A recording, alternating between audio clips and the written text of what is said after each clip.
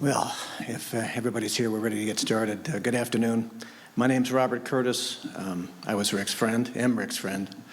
I'm also Alex's friend, and Alex asked me to get us started this afternoon, start us in prayer, share a few thoughts myself.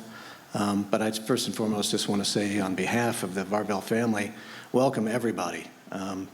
Particularly those of you who may have had to travel some distance to get here today. I know it means the world of the family that you're here sharing this time with us. As we basically just bring tribute in honoring our dear brother. And in doing so, praising God for the blessing of Rick's life to all of us, the gift of it, and the opportunity to celebrate his remarkable faith journey among those who knew and loved him most. For understandable reasons, today will be emotional. And to that end, I would just say, let it out. If not here, where?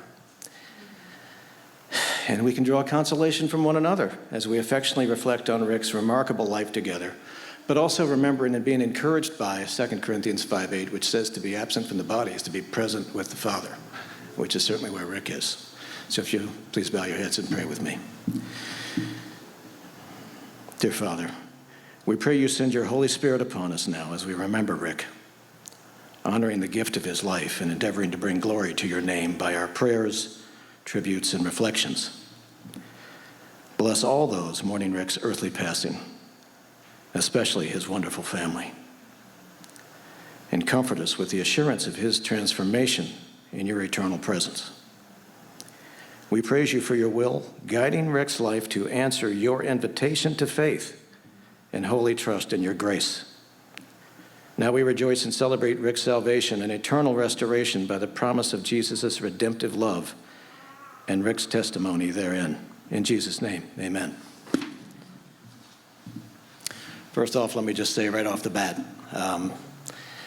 my outright insufficiency in trying to characterize something as complex and rich as Rick's life in a few words. I will fail miserably at that, and we all will. We'll spend countless moments of shared reflection, better honoring Rick's memory in the context of shared experiences, intimate conversations, and his lasting impact on our lives. I only hope to elicit fondness for Rick's unique life and respect the person I was blessed to befriend all too briefly, only 4.5 years, and entrust the embellishment beyond that to those much better qualified. Rick was among the most candid, pragmatic, consistent men I've ever met. I bet you'd all agree. He saw life ideally much as I do, in a linear way. Right, wrong, good, evil, yes, no, black, white, input in, output out. Rick kept it simple. He loved the Lord and feared the Lord. He loved his family and his friends. He worked really, really hard. He played really, really hard. And for some curious reason, he really, really loved salt. I mean, like the shaker a foot from his hand, like really loved salt. Like snow caps on the Alps really love salt. But what really thrilled Rick, and I think you can see some pictures around here that are a testament to that, was speed. Speed on foot, speed in a car, speed on a motorcycle, speed on a racing bike, okay, even speed in a motorized wheelchair. It's probably best I met up with Rick later in his years simply so I could keep up with him, which I didn't do very well. But once we caught up with each other, we quickly recognized a kindred spirit in one another. Although totally different personality types, Rick's a logic-minded left-brainer. He's all about the doing and the proof that the doing's being done. Not the ruminating about the doing or the planning about the doing or the meetings about the doing, just the results. He was an engineer.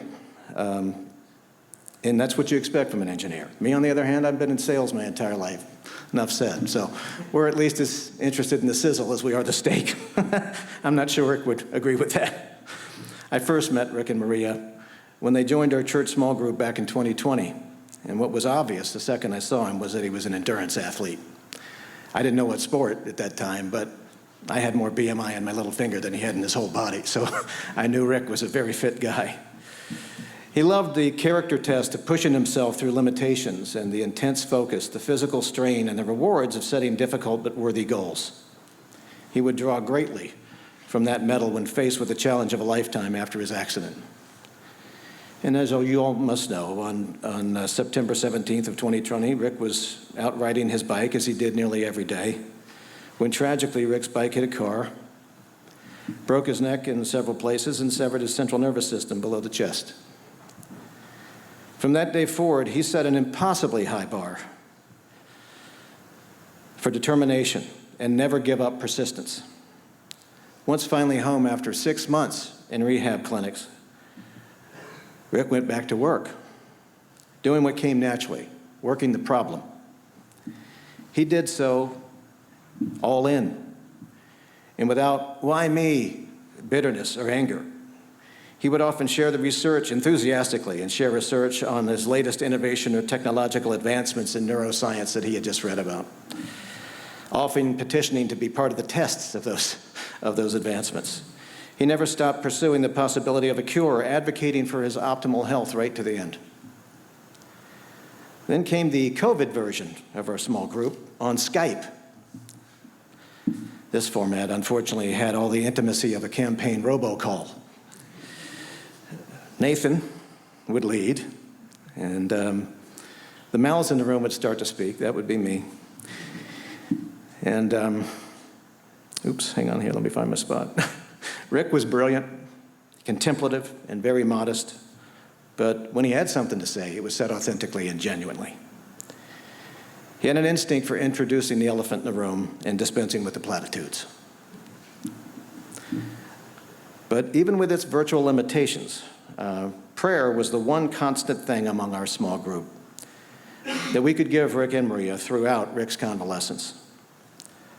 Ultimately, returning to in-person sessions reminded us of just what a profound impact Rick's accident had had on his body.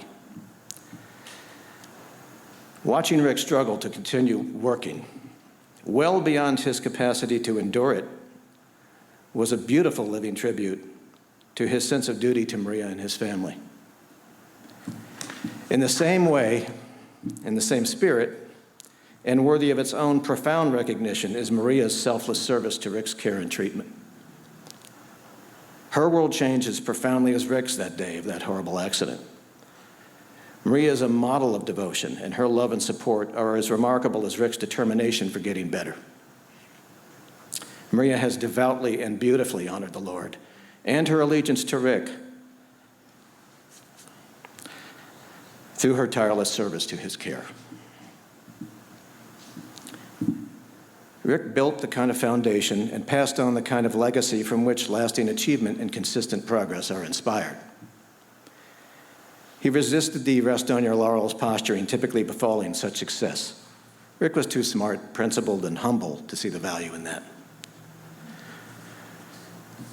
Finally, and in full transparency, I don't think I'm overstepping the occasion stressing what I think Rick would like to share with all of us regarding his life lessons and testimony this afternoon, which is, we also mourn today because we're reminded of our frailty of this life and our own mortality.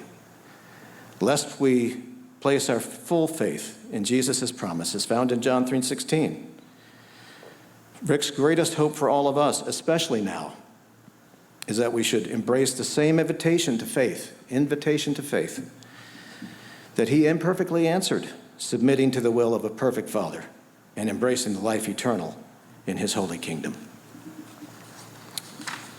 A couple months ago, I was, as I knew Rick was getting ready to stop the back and forth hospital visits and the antibiotic regimens that he was going through that took such a toll on him, and that he'd finally come to peace with his decision. I started looking through some old memorial stuff from my mom and dad's service. My mother passed 13 years ago, and I found a song that I'm sure is going to be familiar to all of you by a group called The Afters, called Well Done. And as I was reading through it, probably as I did 13 years ago, as I was eulogizing my mother, I thought it really spoke specifically to Rick very, very well. Here it goes. What will it be like when my pain is gone and all the worries of this world just fade away? What will it be like when you call my name and the moment when I see you face to face? I'm waiting my whole life to hear you say, well done. Well done, my good and faithful one. Welcome to the place where you belong, Well done, my beloved child. You have run the race, and now you're home. Welcome to the place you belong. What will it be like when the tears are washed away and every broken thing finally has been made whole? What will it be like when I come into your glory, standing in your presence, a love so beautiful? I'm waiting my whole life for that day. I will live my life to hear you say, well done, my good and faithful one. Welcome to the place where you belong. Well done, my beloved child. You have run the race, and now you're home. Welcome to the place you belong. What will it be like when I hear the sound of heaven's angels crying out, singing, holy, holy, holy are you, Lord. Holy, holy, holy are you, Lord. Holy, holy, holy are you, Lord. Waiting my whole life for that day. Until then, I'll live to hear you say, well done, my good and faithful one. Welcome to the place where you belong. Well done, my beloved child. You have run the race, and now you're home. Welcome to the place you belong. Now I'll ask Alex to come up.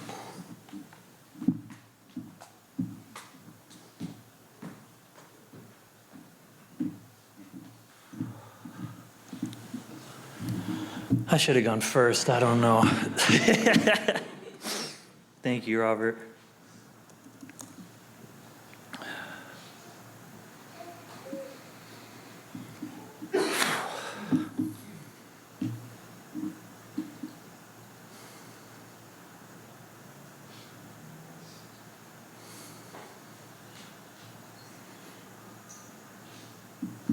Thank you, Robert.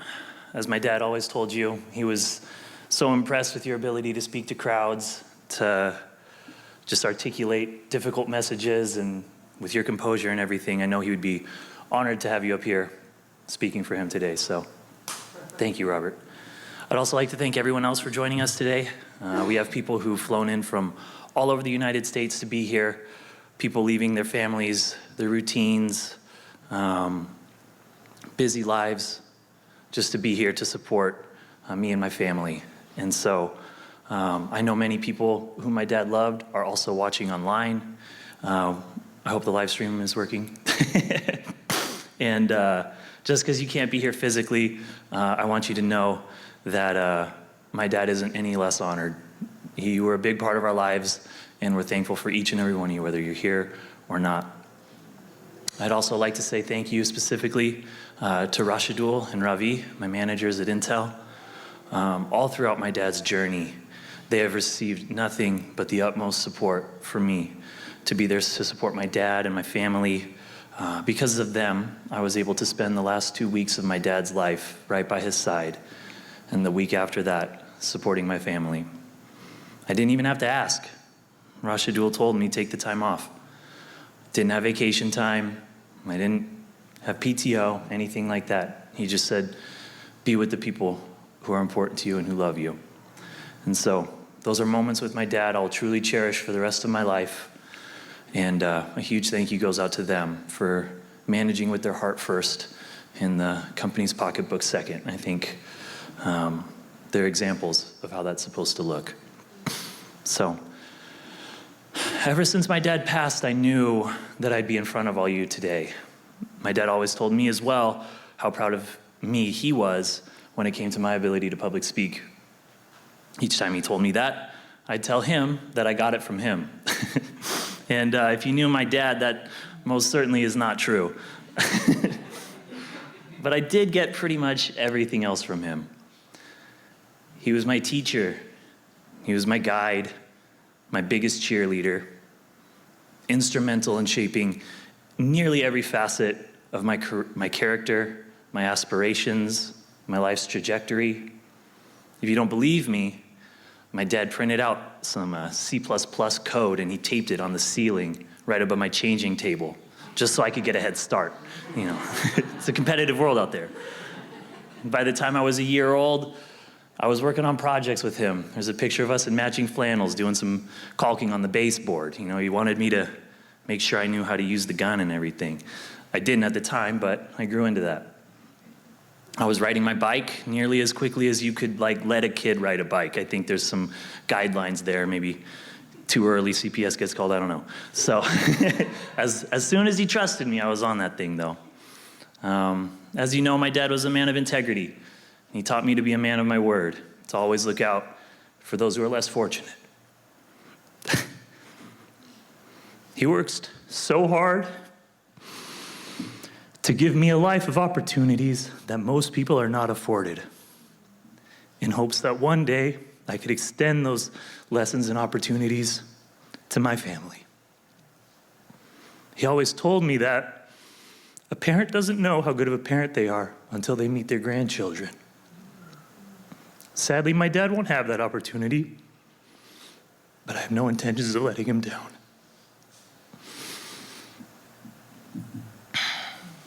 My dad's upbringing certainly shaped his life. In his words, he grew up dirt poor, living in a duplex in Burbank, California. His main hobbies seemed to be causing trouble and racing on his dirt bike. I think that was literally his two hobbies. I'll never forget when we took family trips back to California.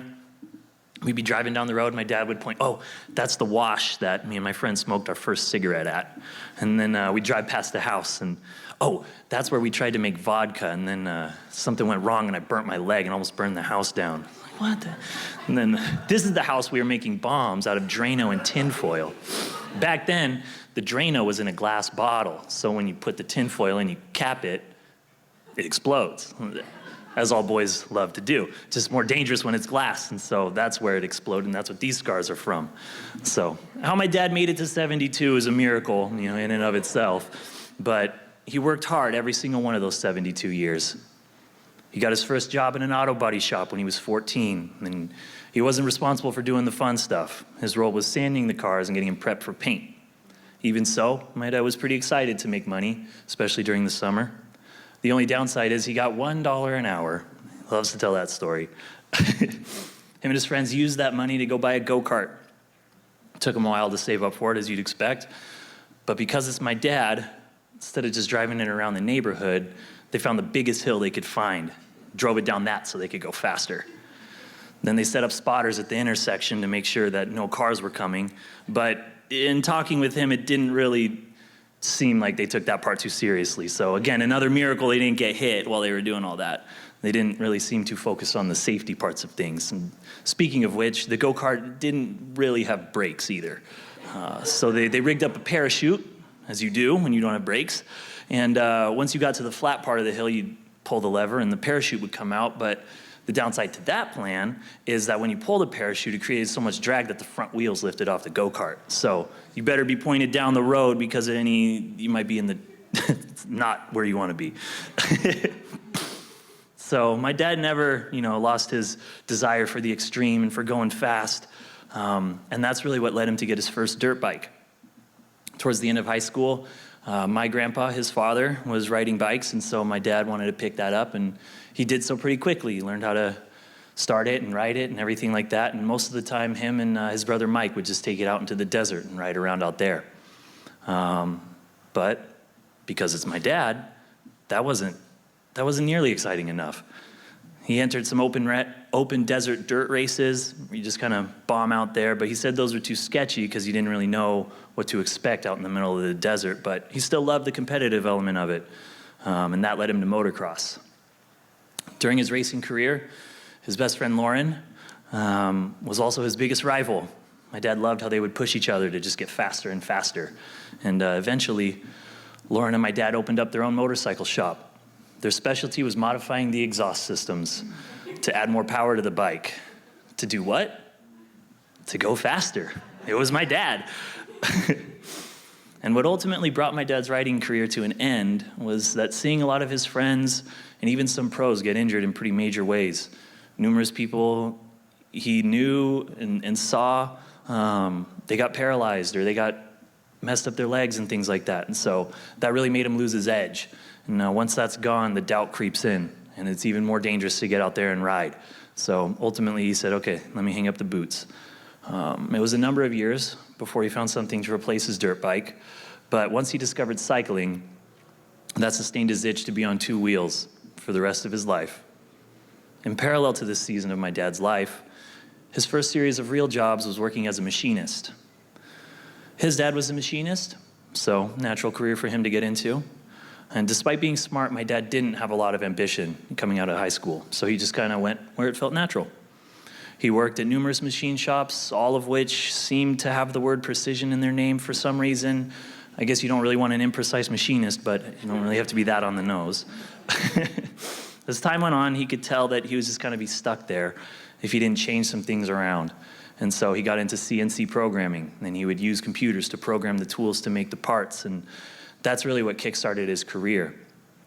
From machining, he went into a computer certification program, and there wasn't really colleges at that point teaching computers, so that was the best he could come up with, and he chose the IT route when he was in that program because the guy who was teaching the course told him that software would be automated in a few years and getting into computer science would be a waste of time. Turns out, in my dad's words again, that idiot Andrew wasn't correct about his prediction. But God knew what he was doing even if Andrew didn't. See, my dad got into the IT department at a company named Select Term. And one of Select Term's clients was Best Western Bank. The manager at that bank liked my dad so much that he poached my dad from Select Term. And at Best Western, the cubicle my dad was assigned just so happened to be across from an Italian who was from New York. Yep, my parents met at the IT department of a Best Western bank, where they worked together for about a year and a half. Their relationship grew, they got married. When they wanted to start a family, they moved north, all the way to Lake Oswego, Oregon. And you can tell how old this story is because I'm about to tell you next. They commuted from Lake Oswego to Salem every day for work. And it was there at SAFE where they met my Auntie Carol and a lot of other wonderful coworkers. And Oregon began to feel like home. And I was born and Monica was born. My dad started his career at Microsoft.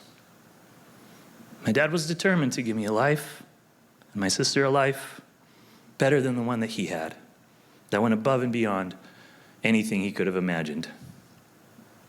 This chapter of my dad's life was characterized by hard work. And when I say chapter of life, I mean 25 years.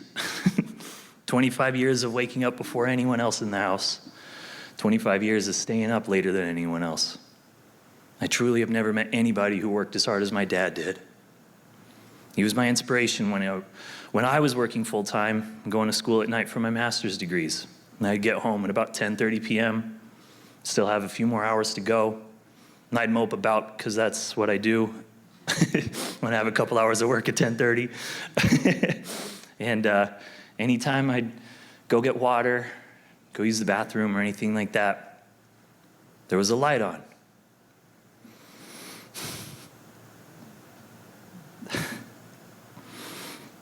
And that light was my dad. He was up too.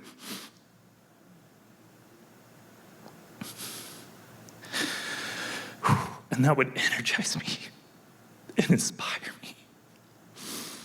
Like nothing else in life was him leading by example.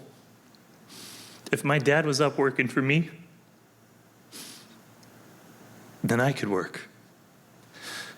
I could put in those hours for myself and my future family. And the coolest part about all the hard work that my dad did is that he generously gave to those around him. He knew where he was from. He never forgot that duplex. He blessed my sister and I with so many opportunities and freely gave of his resources he had to others. No questions, no strings attached. And he loved to encourage and guide people. He would never give up on you. Outside of motocross, cycling, and football, his favorite thing was to help people reach their potential. My dad really had a knack for seeing the potential that people had in them, but even more so for encouraging that potential out of them. But he would rarely just tell you what to do, at least when it came to the important stuff. Honestly, much like a Jewish rabbi, my dad would try and lead you to a conclusion for yourself instead of just offering unsolicited advice or simply telling you what to do. So his method was to ask questions, and not the surface level stuff, like Robert said. My dad really was never one for small talk, but he'd ask you the real questions, especially the ones he thought you might not know the answer to. And it wasn't so much to quiz you, it wasn't to show off his knowledge, but instead it was to get you to think, to encourage you to answer the question within the question, in hopes that you would reach that conclusion that he was steering you towards. What's your 5-year plan? My dad would ask. This one might be his most famous and most hated question. And I'm pretty sure my girlfriend Allie is the only person who's had an answer for him off the cuff. See, my dad was a planner, but more so than that, he was a doer. He knew that without a plan, you were likely to tread water. You'd blink, and you'd be in the same position you were in last year. And that's what happened to my dad. During his late 20s and early 30s, after he and Lauren decided to close that motorcycle shop, my dad became a machinist, and he fell really hard into partying. This season was one of my dad's biggest regrets. He went through these years just working, partying, drinking, doing drugs, and when he eventually got out of it, he looked back. And he realized he was exactly where he started. Same apartment, same $0 bank account balance, probably fewer brain cells. How did I get here? Or really, why am I still here? His answer? A lack of goals. It was a lack of direction. Only living for tomorrow and neglecting next week, next month, next year. It was once my dad wanted more out of life that he had to start planning and executing. That's what led him to pick up the CNC work at the machining shops. That's led him to the coding boot camp, various IT jobs, and finally his career at Microsoft. None of that was an accident. And from there, with dedication and careful planning, he took his career to technical heights that few people will ever achieve at Microsoft. And so he'd ask you, what's your 5-year plan? Not because he was interested in the plan itself, per se, but because he wanted you to live with intentionality. It was his way of asking you if you had goals.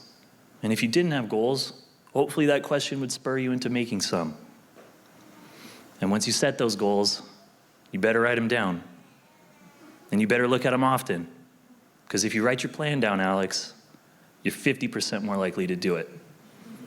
I never crunched the numbers on that, but it seems right. Have you looked into quantum computing? What are your thoughts on AI?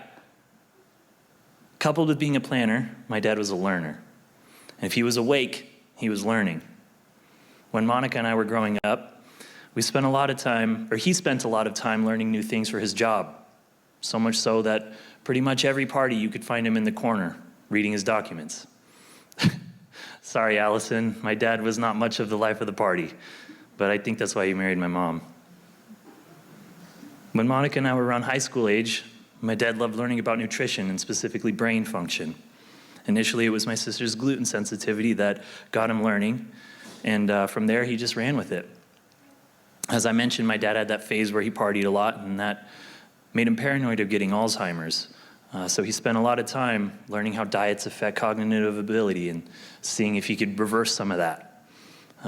He wrote this 50-page document on how diets affect weight loss as well, just for fun. Like, I don't know who does that. But that was my dad. He did. And around like college-ish time for me, post-college, my dad's topic of interest was evolution, or rather, the case for an intelligent designer. His 2 favorite books during that period were Darwin's Doubt and Signature in the Cell. He learned so much during this time. Many loved to talk about all the details within our cells and how they were so complicated and how that pointed to an intelligent designer. Our bodies and minds are so incredibly complex that this couldn't have all happened by chance. It didn't make sense in his brain. And because he was also an apologist, he would love to make the argument that that intelligent designer was the God of the Bible. And that was my dad. His favorite quote was, "Readers are leaders," and he was the manifestation of that quote. When you'd ask about topics that you probably didn't know much about, it was his way of sharing knowledge. because in his mind there were only two ways that particular question could go.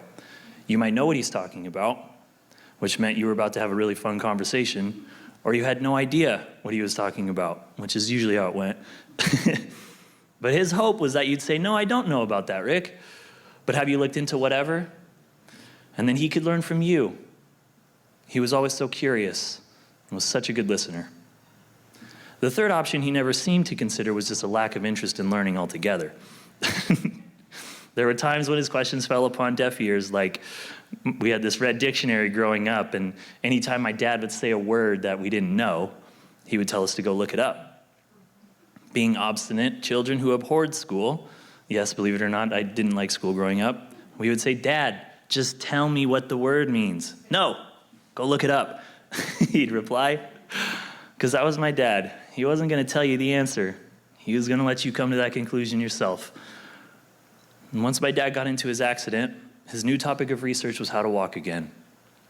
I can't tell you how much time he spent looking up new therapies and trials.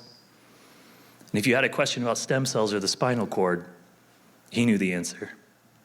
The thought of walking again gave him hope during the darkest times and sustained him for the entirety of the rest of his life.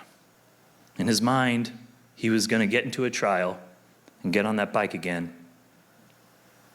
And we believed it too. If anyone was going to walk again, it was going to be my dad. Sadly, reality had other plans. But that never stopped my dad from learning. And though he didn't walk on this side of heaven, you better believe he's on that bike. What's your worldview? Most people were confused about that question, myself included the first time he asked it. But it was absolutely his favorite question to ask since getting in that injury.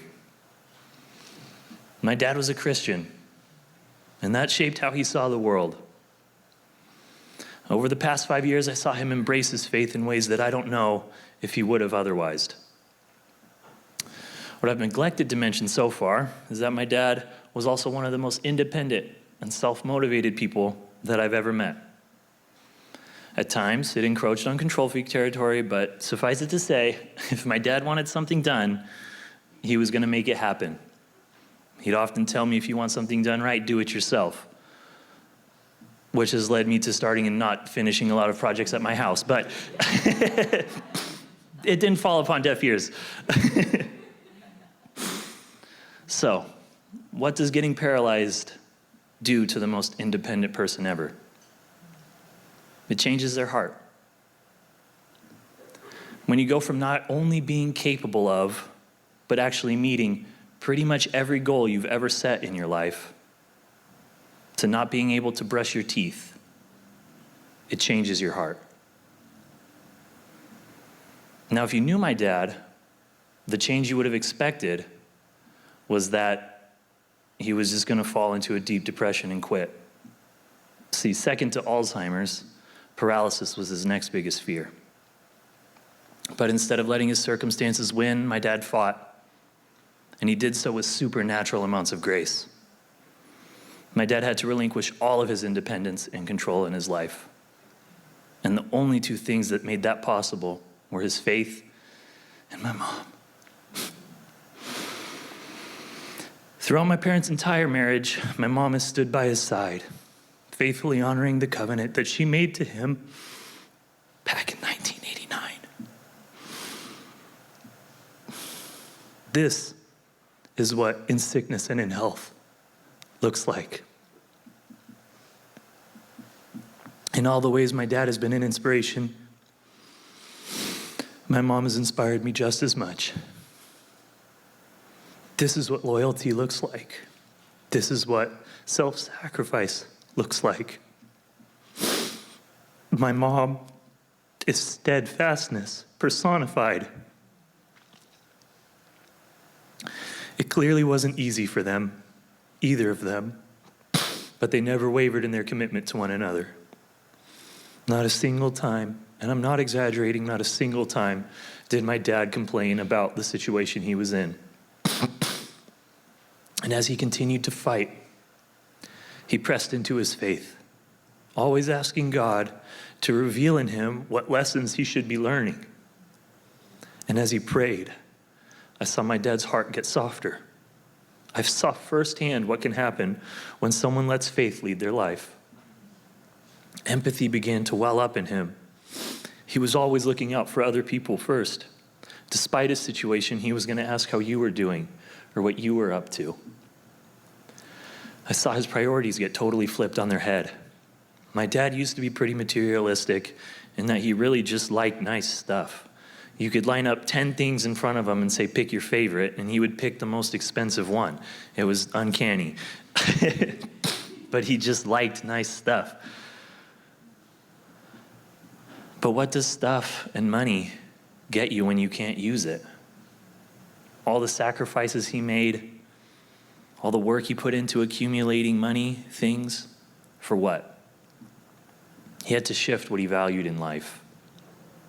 And this experience showed him what truly matters: your relationship with God and your relationship with others. And once he got into his accident, he wanted people to start thinking about Jesus. So he'd ask you, what's your worldview? What sets of beliefs do you hold that influence your perspective, your values, your actions? Where are your priorities? Because for a long time, his were misaligned. And this question was his way of getting you to look inward so you could better look outward. My dad's priorities were misaligned for a long time because he primarily learned through failing. He wasn't one to learn if he didn't experience it himself.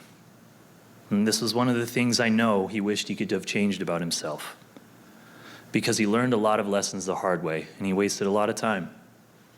Remember when I said my dad was the hardest worker I've ever met? And everyone in the audience agreed with me? This was also his biggest regret. He worked too hard while focusing on the wrong things. He finally learned this lesson when everything was taken from him. He realized that his priority shouldn't have been his career. It wasn't status, it wasn't money, it was all about the relationships with his friends, with his family, with his community.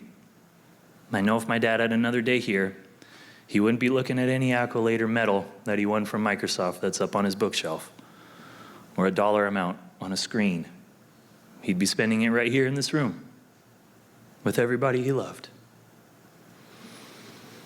And we surely did love my dad too. He was so much more than just a dad. He was my best friend.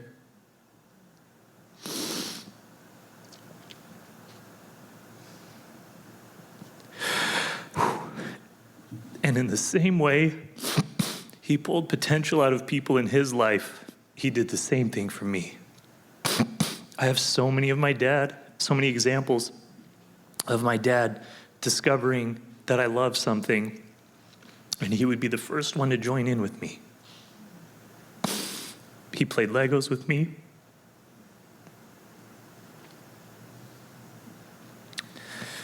He taught me how to throw and catch a football. He was a massive influence on me getting into engineering. I remember the C++ code. He was so intentional in how he encouraged the things I loved. And growing up, he'd always tell me, Alex, I don't care what grades you get. I just want you to be able to look at your report cards and tell yourself that you did your best. And that mentality is essentially what I've applied to my whole life. Pick whatever aspect of my life you want. I always did my best for my dad. When I was so burnt out, my junior year of college, and ready to just not even study, and just show up, my dad called me and he said, Alex, you have the opportunity to do something really special. At the time, the only B I'd ever gotten was in 6th grade. And I was ready to just go to sleep. And I knew in that moment my dad wasn't asking me, hey, I want you to get those A's. What he was asking me was, are you really doing your best? The answer to that was a resounding no, I wasn't. And after that call, I knew what I had to do.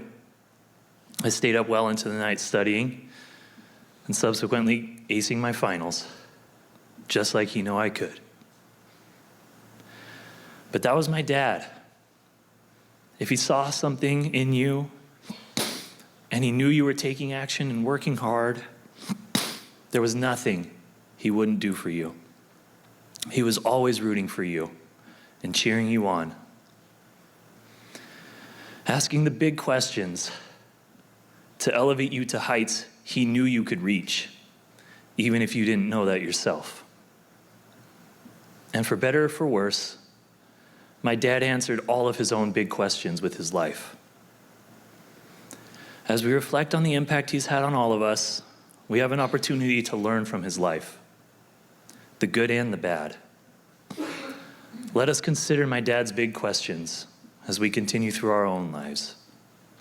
Let us honor his legacy by being thinkers and learners with big goals, serving an even bigger God, and encouraging others to join in alongside us. Thank you, guys.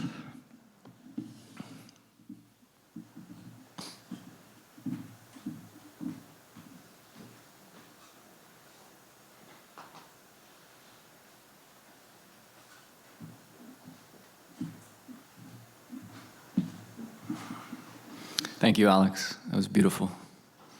And thank you, Robert, for leading us.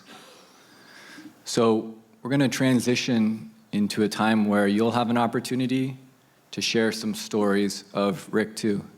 The family wants to hear what you guys, some of the stories that you have, and some of the impressions that Rick has left upon you.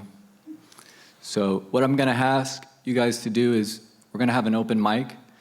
And those of you that would like to share, I'll have you come over to this side and we'll just form one line.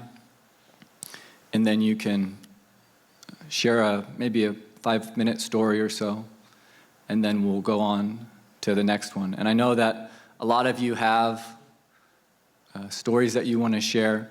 So we're going to do this for a little while, and then we have a couple of other things we're going to do afterwards. But after this first time of sharing, once we transition to dinner, we're also going to have an opportunity for open mic sharing as well. So if you don't get a chance to during this time, then you'll have a chance to at that time too, because we really do want to hear from you and give you a chance to honor Rick and to honor the family. So it looks like we already have one person who's ready to go. But those of you that would like to, I just want to invite you to come and get in line and feel free, and then we'll get started. So why don't you come on up, and you can introduce yourself, and then you can share your story.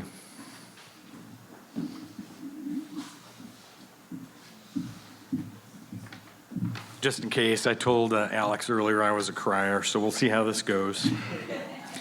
So I met Rick and Maria at that time about 32 years ago at SAFE, as has been mentioned, and I remember the day vividly in Oregon in June when we get a 85, 90-degree day. It's a miracle. So I go to this job interview, and the first thing they tell me, and I'm in a suit, by the way, tie, coat, the whole thing, that the elevator to the 4th floor is broke. So you're going to have to walk up, Mark. Oh, by the way, I'm Mark Vodka. Sorry. From Oregon, Mark Vodka, anyway. I met them through SAFE, through work, yep. So I climb the stairs, and you can see, unlike Rick, I'm not a very athletic gentleman. And I get to the top, and I think I'm going to pass out. They take me to the conference room, and Rick looks at me like, oh, my God. And I sit down. He slides the phone over on the table, I think getting ready to call 911. And so we start the interview, and Rick is just drilling me with these questions, software questions.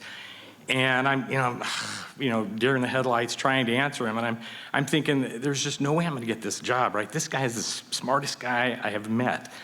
And it's just not going to happen. So I answer as best I can, and I go home. And like 3-4 days later, I get a call, welcome, we'd like you to come and work at SAFE. And I thought, this is crazy, right? So I go down there, and a few weeks, months later, I ask Rick, I go, why on earth would you pick me to get this job, right? And he goes, well, you're probably the smartest guy I've ever talked to on hardware, right? So with my software and your hardware, this company is going to be, undefeatable. So I thought, okay, that's pretty cool. So, we had a lot in common. We both like cars and motorcycles, home electronics. We competed a lot on who had the best stereo and the biggest TV. We both had 2 kids, boy first, girl second. We both married beautiful, intelligent Italian women. And so it was kind of a friendship made in heaven. I remember one time, I think Maria will remember this, I ended up moving to the same small city that they lived in, of I think 5,000, 6,000 at that time. And so we'd go over to each other's house for dinner every once in a while. So we show up at Rick and Maria's, and we got a bottle of wine, and I ring the doorbell, and Rick shows up and looks at me like I'm just nuts. And I go, "You invited us to dinner." And he goes, "Next week, Mark. Next week was dinner." And so they graciously, after everybody got done laughing at me and blaming me for the date, we got together and we actually went out to dinner, and they paid. That's how gracious a host that they are. So I think we all remember what happened in 2020, that horrible year. April 1st, ironically, of that year, I got laid off from my job due to COVID. And I was talking to Rick, and we're talking about things, and he's giving me names, telling me where to go look for a job and what I should, study and learn to go to a different direction or whatever. And then all of a sudden he stops and goes, "You know what? I'm going to take you out to lunch every week until you get a job." And I go, "Why would you do that?" And he goes, "I just don't want you sitting around the house getting lonely." And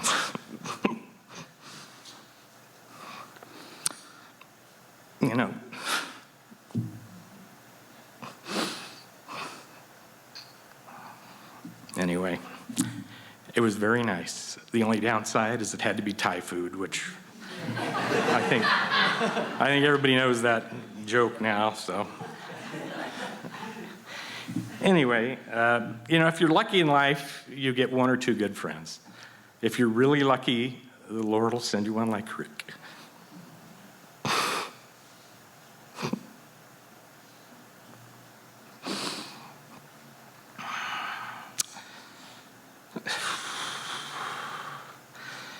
In Proverbs it says, "A friend loves at all times, and a brother is born for adversity." That was Rick. I love you, Rick. I can't wait to see you again.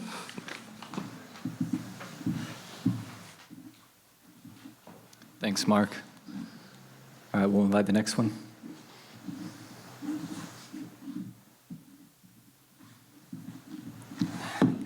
Sorry. Most of you probably don't know me, but my name's Ben, and I'm not a good speaker, and I cry a lot. So please bear with me. I don't know why I volunteered to go after these guys. Man, I told myself I had cried enough already, but here we are. I'm not going to tell a particular story about Rick, but I knew when there was an opportunity to say something, regardless of looking like a fool up here, that I really love Rick, and I don't care if you see me cry, because this is for Rick, and he was like a second father to me, and I kind of grew up in the Varvel household, and I just looking out here at all the people that are here as a tribute to Rick. And you may not know me, and I don't know you, but we have something in common. And that's that we love Rick, and Rick loved every one of us here. And I think the greatest gift we can give is our time. And Rick gave a lot of time to a lot of people. And like was said before, Rick wasn't necessarily an extrovert. In fact, he definitely was an introvert. But gosh dang it, every time I came in that house since the time I was 5 years old, Rick got up from his work chair and came and shook my hand. And he talked to me. He made a little boy feel important. I'll never forget that. It wasn't just a formality for Rick. Like Alex, who shares a lot of traits with Rick, I feel like me and Rick shared a lot of qualities as well. Well, maybe that's why Alex has always been my best friend. But I loved Rick, and Rick didn't waste time, like was said before. And on this theme of time and its value, I mean, nobody knew that better than Rick. Like I said, let's start from the beginning. When I was a 5-year-old, 6-year-old boy, and showing me the respect and the time and value of my presence in that house. Rick had a mission, Rick had goals, and Rick was dedicated to the success of others. He didn't use his time frivolously. He was always doing what needed to be done. And that's a lesson that all the men, especially in here, can take away today. Because that's what this society needs badly. It needs men. It needs men like Rick. It needs men that don't just base their actions off how they're feeling that day or what they want to do. Men do what men have to do, what needs to be done. And Rick did that every stinking day until the very end. I want to learn from that example. Whether it was his job or the projects around the house that he was always working on, or raising his 2 amazing children, Monica and Alex, he was fully dedicated, and he was investing time. I think those investments have paid off, my friend. I remember as a kid, growing up with Alex, we were in Taekwondo together. And I love Maria, but Rick was a way better driver. We would, oftentimes after school, I'd go home with Alex, and we'd hang out and play Legos and other things until it was time for Taekwondo practice. And I knew if Maria had the keys that we were going to be doing push-ups because we would be late. If you look at my physique, you'd probably say he needs more push-ups. Maybe Maria should have drove more often. But I always loved when Rick was driving because his superior driving skills ensured that we'd be pulling in, albeit on 2 wheels, but there would be a couple seconds until class began. I don't think that I ever did push-ups because of Rick's driving.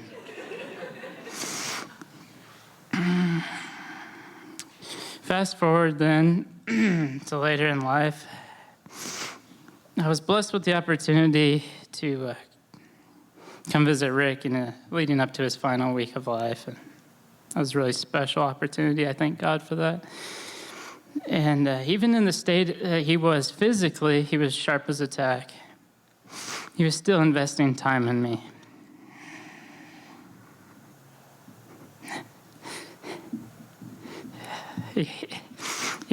He asked me about my 5-year plan. And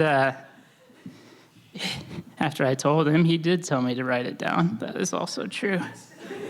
And I'm thinking, Rick, why do you care about my 5-year plan? I mean, we knew the state that Rick was in, and he's telling me to write down. He wanted to write down my plan himself. I was like, Rick, I really appreciated that, and it inspired me.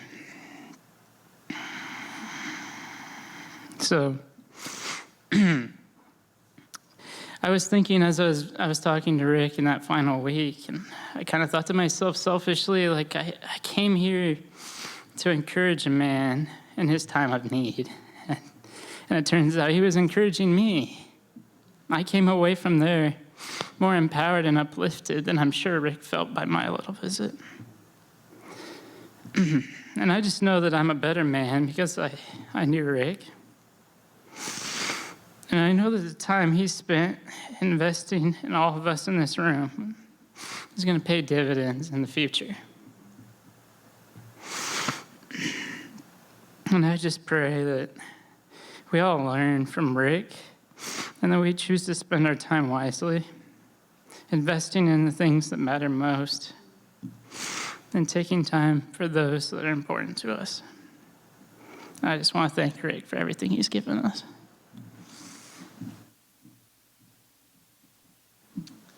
Thanks, Ben. Joe.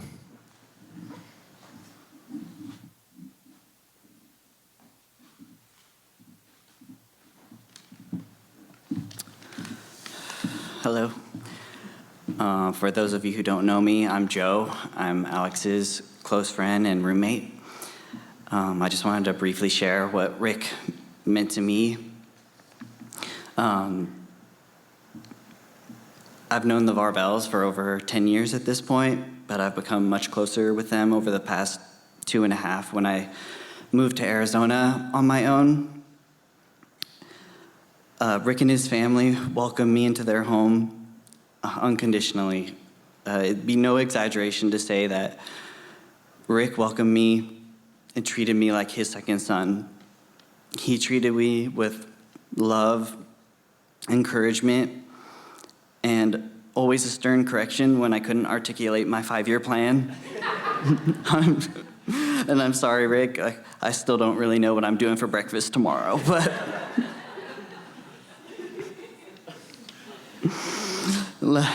much less 5 years from now, what my life will look like. But I am sure that Rick's life has left a lasting impression on mine. His life taught me many lessons that he didn't teach me with words, but by his example and his actions and his legacy. Through his work ethic and the way that he provided for his family, he taught me to have a vision for the future and to strive diligently towards it. Through his faith in Christ and his fascination with science, he taught me the value of seeking God and discovering the truths of the world, and that there's joy in the pursuit of that. Through his wife, Maria, I've learned about true hospitality and selfless care for others. And through his son, Alex, my best friend, I've learned many things. But above all, I've learned how to be a good friend. And I know that your dad is proud of you. And that's about all I needed to share. Thank you.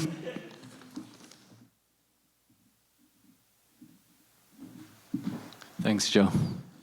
Good.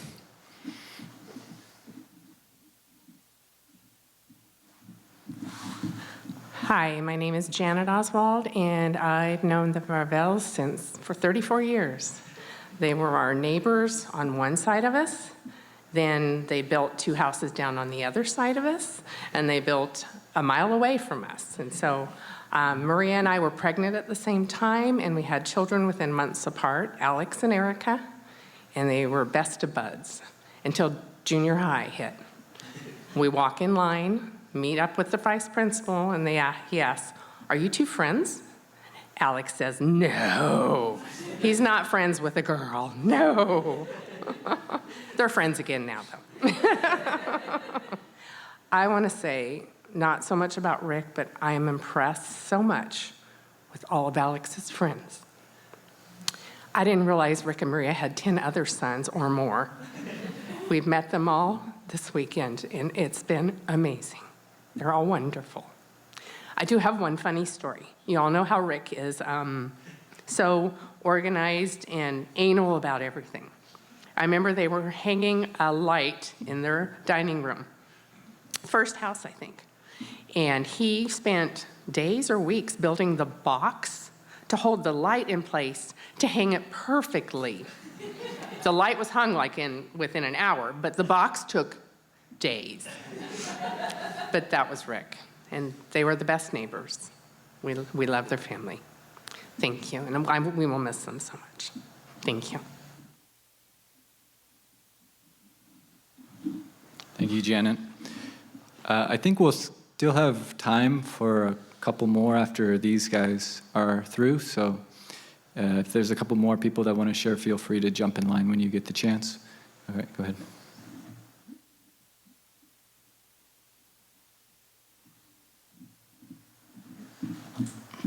I know that most of you don't know me, but for those who do, I'm not usually a very nervous person, but knowing how wonderful of a person and man that Rick was, and knowing the impact that he had on everybody in this room, I was nervous to even come up here and share anything, because I know the impact that he's had on this room is more than I'll ever be able to even speak into. But I have unique insight into something that I just wanted to be able to speak into. You see, I met Alex, and through Alex's family in a very unique way that possibly broke a few HIPAA laws, but that's okay.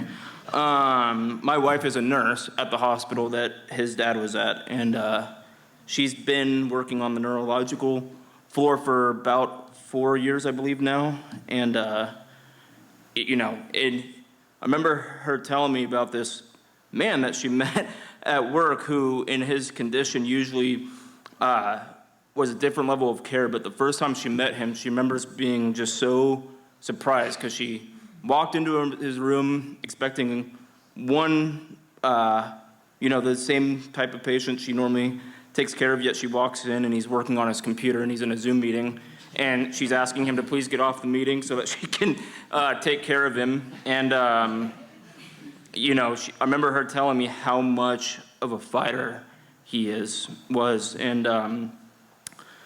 you know, I got the pleasure of meeting his son at a night of prayer, because, of course, even in his situation that he was in the hospital, when he found out that my wife was also part of a group of people doing missions, he asked her if his son could get plugged in so he could have a place to come and pray and be in fellowship, because he was always looking out for his family. So I met Alex, and sooner than later, Alex invited me over to meet his parents, and I remember, again, seeing how much of a fighter he was as we were working on lines of code for an app that we never took off, but, you know, we were working on it, and I remember just being amazed by the fight that he had in him.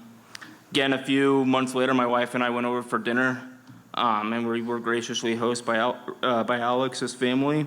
And yeah, I remember my wife and I leaving that night and her just sharing with me how much of a fighter he was, because at dinner he's sitting there and he's doing things on his own, and he's actually, just like everybody else, was asking me what my 5-year plan was for when we go overseas and what that looked like. And I remember thinking I had a 5-year plan, and then he very graciously but very intelligently walked me through a few things that I was like, wow, I really got to think more on this. And I always wondered where that level of fight came from, because the way that my wife talks about people in his condition, there's nobody else that she's met who has his level of fight. And I didn't understand it until recently my son was born, and that's why my wife's not here. And I was sitting there the other night looking at her holding him, and she was starting to fall asleep and he was asleep, and I realized if I can fight for my family a fraction of the level that Rick fought for his, my family will be left in good hands. And I just pray that I could live up to being even a portion of the man that Rick was. Thank you.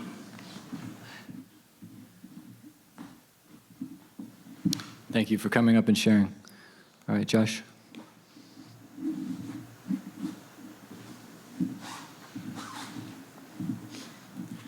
Hey everybody, I'm Josh Hartwell. Gonna try not to sob too much up here, but like Ben, I grew up going over to the Varvel's house since I was 5. We met in kindergarten and we're best buds ever since. And it was usually at Alex's house because it was hard. It was like pulling teeth to get him to come over to my house. Those of you who know him now probably don't believe that, but back then that was the case. And just has been like extended family for me and all my family. And then Maria and my mom have just been best of friends since before Alex and I were even born. And unfortunately, my parents weren't able to be here today, but I'm going to be reading a letter on behalf of my mom. So here we go. To Rick Varvel, my husband, Jeff Hartwell, and I are certainly there in heart and are so disappointed that we can't be there in person. But I wanted to share some thoughts about our dear friend Rick. We had the opportunity of meeting Rick and Maria at Canby Christian Church in Oregon in 1992, when Maria and I were both pregnant with our firstborn sons, Josh and Alex, who later became best of friends. When the boys were in kindergarten together and really hit it off is when Maria and I really began doing life together. Her second-born, Monica, and my second-born, Jordan, were also the same age, so we had lots of things to do together. Rick was always so gracious about letting us do life together. We were at one or the other's houses almost daily. As we all know, Rick and Maria are opposites. They do say opposites attract, however. I always admired what a great job Rick did of allowing Maria to be herself. He never held her back from doing anything with me or letting us sit in the house and chat literally forever. Rick went to family camp with us, and he let Maria and I take our kids on weekend getaways together for many years in the summertime. He did Thanksgiving, Easter, and July 4ths with us. He was always game and along for the ride. Rick, for that, I will always be eternally grateful that you shared Maria with me and allowed me to have a sister that I never had. One of my favorite stories about Rick was about 10 years ago on Thanksgiving. We were hosting Thanksgiving, and it was going to be a pretty big crowd, so we were holding it in our shop, which had a party side room to it. I was getting it all set up and was going back and forth between the shop and the house carrying food and other items. The Varvels were the first to arrive. The shop was empty as we were in the house getting food ready to carry out. The shop was right next to the house. I had lit some candles on the serving counter in the shop, and I had a fall wreath on the wall above the serving counter. The shop had been empty until Rick and Maria entered. To their shock, the candle had lit the wreath on fire, and no one was there to handle the situation. So, of course, Rick jumped into action. From what I recall being told, Rick grabbed the flaming wreath off the wall, carried it outside, and threw it in the dirt. Just seconds later, I came outside carrying some food and saw the end of the commotion. Of course, I thanked Rick profusely and asked if he was okay, to which he said he was fine. We continued on with a beautiful Thanksgiving day, and a couple of days later, Maria and I went on a walk. I told her how grateful I was for Rick's quick actions, as I realized how devastating that Thanksgiving could have been. To this, Maria told me, "Don't tell Rick I'm telling you this, but his arm was pretty badly burned, but he didn't want to make a big deal about it." Of course, I went on to question her about the burn and felt terrible that it had happened, but I didn't say anything as Rick didn't want anyone to know. Well, I'm sorry, Rick, but now I'm letting everyone know. We all have known all along anyways that you are a hero. You are a quiet hero that wants no accolades or recognitions. You don't want to be the center of attention, but you are a hero. Thank you for blessing us for so many years with your support and friendship. Rick, throughout the years, you all have become family. I'm so sorry for how you suffered at the end of your life, but I was uplifted by your strength in the Lord and your attitude. I am thrilled to know that you are greeted by our Lord with the words, "Well done, good and faithful servant." And at that, I can imagine you running and leaping around the indescribable beauty of heaven in the presence of the love of our Lord. I think that God gave you a BMX bike with no helmet or pads and said, "Go for it, my son. Jump those mountains on this bike and take in the thrill and the beauty of it all. Nothing can harm you here. You are in my paradise." We love you, Rick, and we will be excited to meet you there someday. Until then, hold a spot for us at the Thanksgiving table. Love, Allison.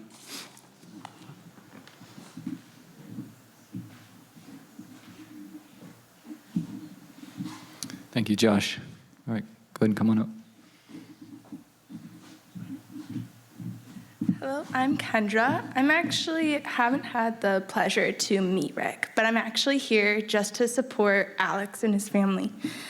And I just really feel like to share a verse from Ecclesiastes 7, 1-2. A good name is better than fine perfume, and the day of death is better than the day of birth. It is better to go to a house of mourning than to go to a house of feasting. For death is destiny of everyone, and the living should take this to heart, that it's okay to mourn for it. And just from the stories, what I've heard so far is that his name has been known, and it's gonna carry through you guys, and he has a very good name. And like how we're to have a fragrance of the Lord in our lives, it sounds like Rick has spread that through you all.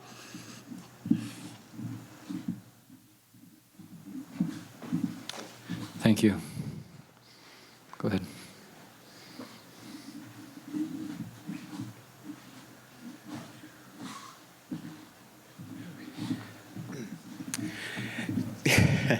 Hello, everyone. I just want to preface this by saying I met Alex, and that's how I know Rick. And it was through my friend David, wherever the live stream camera is. He brought us all together. And I remember getting to know Alex and just thinking to myself, like, what is this guy's deal? Like, he's so nice. Like, he is so inviting. And it got to a point where we were getting to know each other where we ended up living together and thinking, like, he's kind of a leap of faith. He doesn't know me that well yet, but we got to know each other better and better. And now we're like family. And I'm so flattered to be here. It's such a privilege to be here. And I just kept thinking, like, why is this guy so nice? And then I met Maria and Rick. I was like, okay, it makes a lot of sense now. Like, I get it. And I want to iterate what everyone else has shared about the intentionality that Rick has. Because I met him in a kind of a post-accident world. And the intentionality he had with all of us was so special. And I remember it was like my first or second time in Arizona, and I was just so flabbergasted by the heat. I don't understand why anyone lives here, frankly. It's so hot. And he had this pool in the backyard and I was like, I gotta check it out. And he's like, go hop in the pool, man. Like, go out there. And I was out there, and he joined me in his little wheelchair, big wheelchair. And he was right next to me in the pool, and we were just chatting, and he was so interested in getting to know me. He asked about my plan, my 5-year plan. I resent the notion only one person passed that question. I did. Yeah, he learned I was in a doctorate program for psychology. He's like, good luck, man.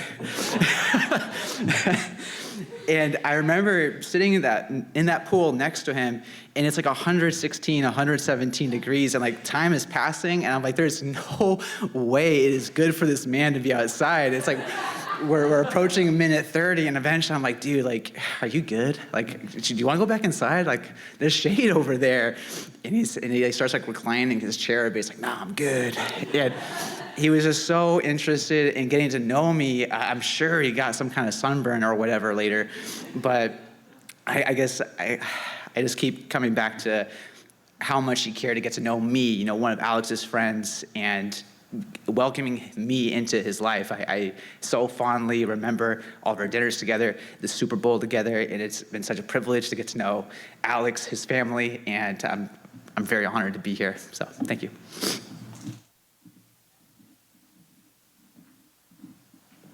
Thank you. So we still do have time for maybe one or two more if there are any others. I want to give everyone a chance to that wants to. Again, when we have dinner, there'll be another opportunity. So if you have some stories to tell, that would also be a good time.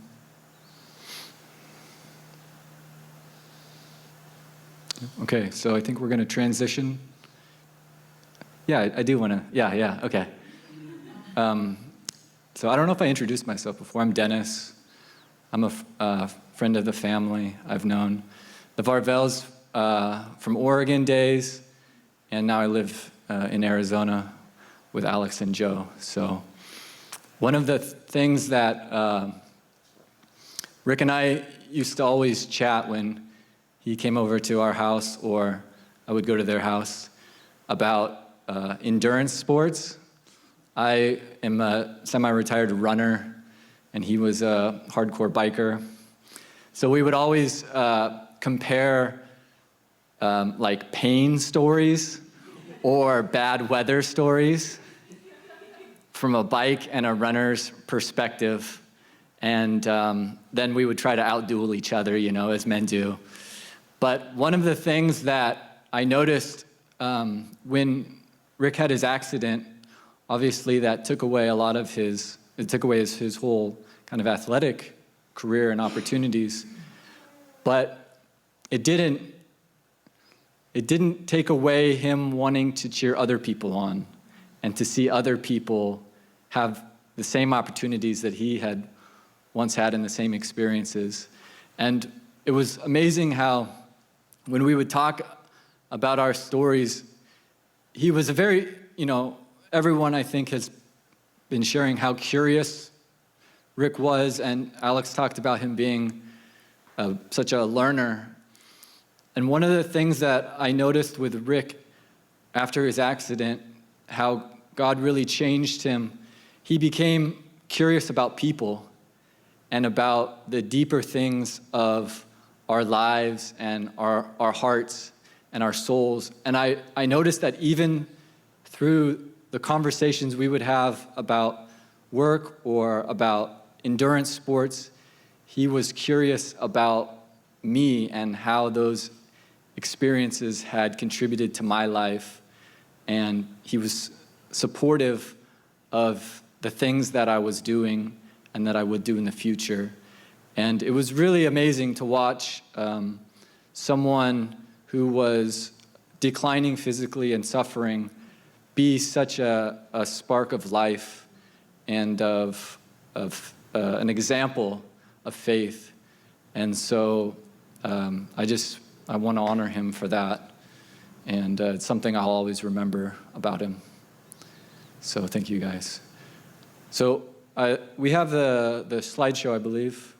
So if we can get that queued up, we'll go ahead and watch that now. Thank you.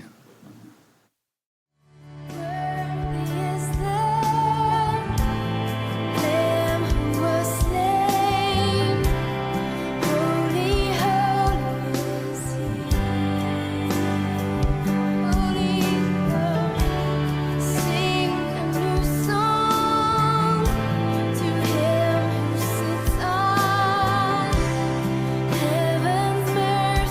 seat.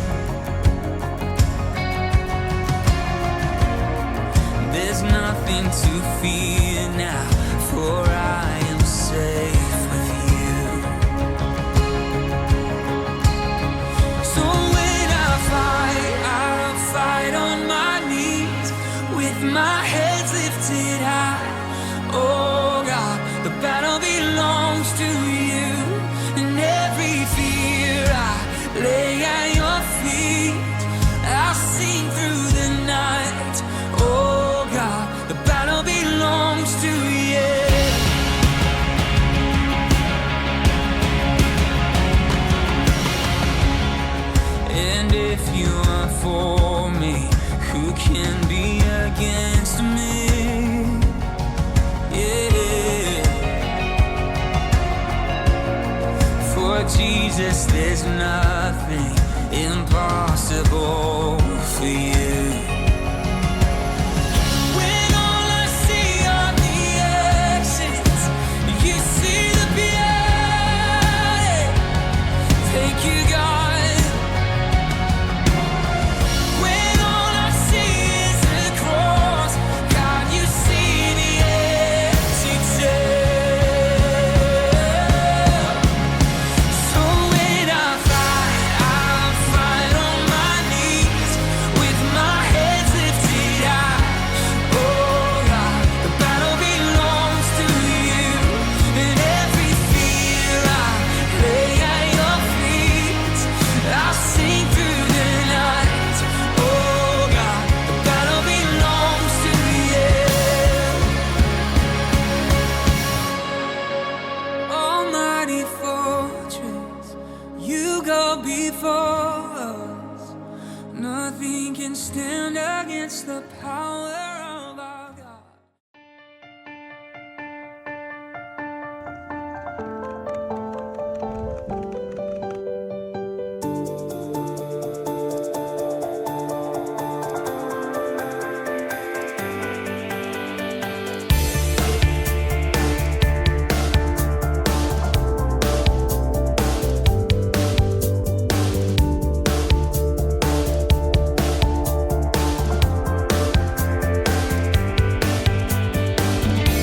You're in the moment now, a bitter ruse, a wandering I am there. The ties that bind start wearing thin within.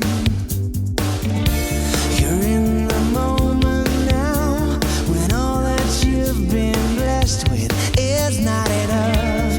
Is where the ground gets loose, is where the devils call your bluff. Stay strong, you are not lost. Come on, fix your eyes ahead. There's a new dawn to light our day. We gotta stay strong, you and I run for the prize that lies ahead. We come too far to lose our way.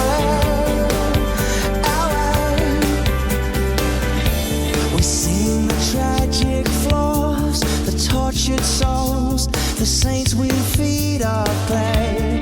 Here's where sin becomes cliche.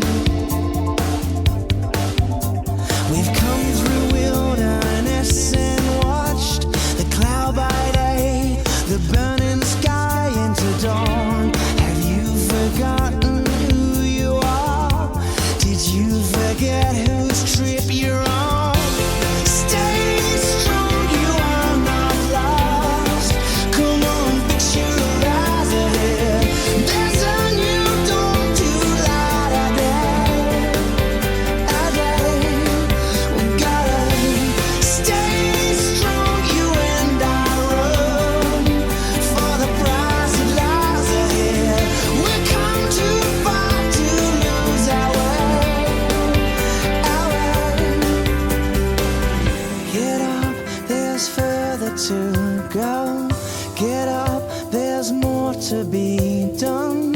Get up, this witness is sure. Get up, this race can be won.